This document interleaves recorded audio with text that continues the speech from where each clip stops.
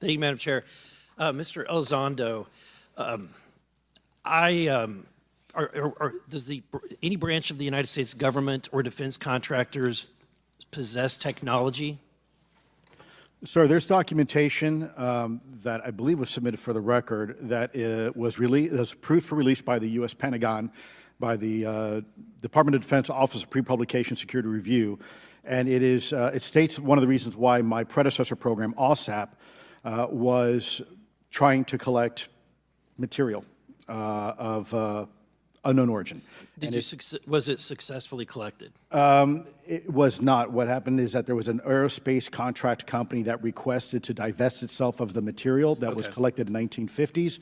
Right. Unfortunately, that didn't actually occur. So let's dive into that. That's the Bigelow Airspace, correct?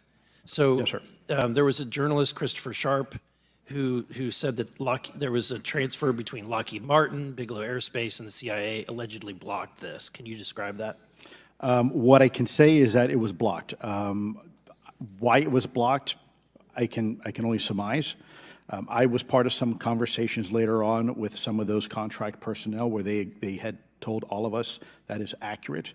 What we required was a memo from the Secretary of the Air Force in order to make that complete, and that never occurred. And so when Secretary Mattis became Secretary of Defense, I decided it would be appropriate for me to try to receive a memo from him as SecDef, as Secretary of Defense, if we could not get a memo from the Secretary of the Air Force to transfer that material. So if that material exists today, who's in possession?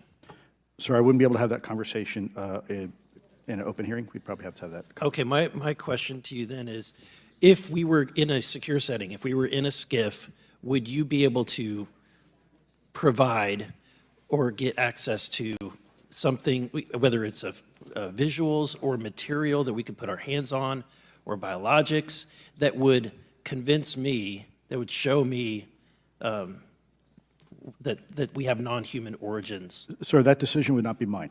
That would be to the gatekeeper still in the U.S. government. And who would so if you were in our shoes, where would you go from here? How would you get that information? A lot of times we just don't know who to ask because we don't know where to go next. So if you were in our shoes, where would you go? Well, I prefer to answer that question in a closed session. However, we established Aero for that very purpose, and unfortunately, under its previous leadership, it failed. So one would hope that they would have the authorities necessary to do that. Let's hope that this new iteration of leadership will be successful. In the discussions, it's simply about material, or is there discussion about it was previously testified that there's biologics that were collected. Are you aware of any of that?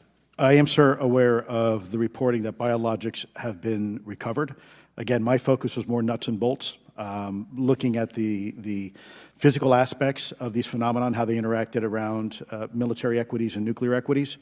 So I'm certainly not a medical expert. I would not be able to probably provide you a whole lot of value in that simply because I don't have the expertise. But was anything described as that we have possession of bodies? Yes, yes. Is it multiple types of creatures, or? Sir, I couldn't answer that. I can tell you anecdotally that it was discussed quite a bit when I was at the Pentagon. The problem is the supposed collection of these biological samples occurred before my time, in fact, before I was even born. And was this part of the Lockheed Martin discussion, or was this the biologics is a completely separate? Separate yet related. Okay. Has anyone made contact? Sir, I'm sorry, could you specify? Has there been any, to your knowledge, any communication with a non-human life form? So the term communication is a bit of a trick word because there's verbal communication like we're having now. The problem is you also have nonverbal communication. And so I would say definitively yes, but from a nonverbal meaning, when a Russian reconnaissance aircraft comes into U.S. airspace, we scramble 2 F-22s, and we are certainly communicating intent and capability. I think the same goes with this. We have these things that are being observed over controlled U.S. airspace, and they're not really doing a good job hiding themselves. They're making it pretty obvious they have the ability to even interfere with our nuclear equities and our nuclear readiness. Is the United States government and our contractors, are they pulling technology from this? They're reverse engineering this? Sir, as I previously stated, and please forgive me, I am not authorized to discuss specifics about crash retrievals.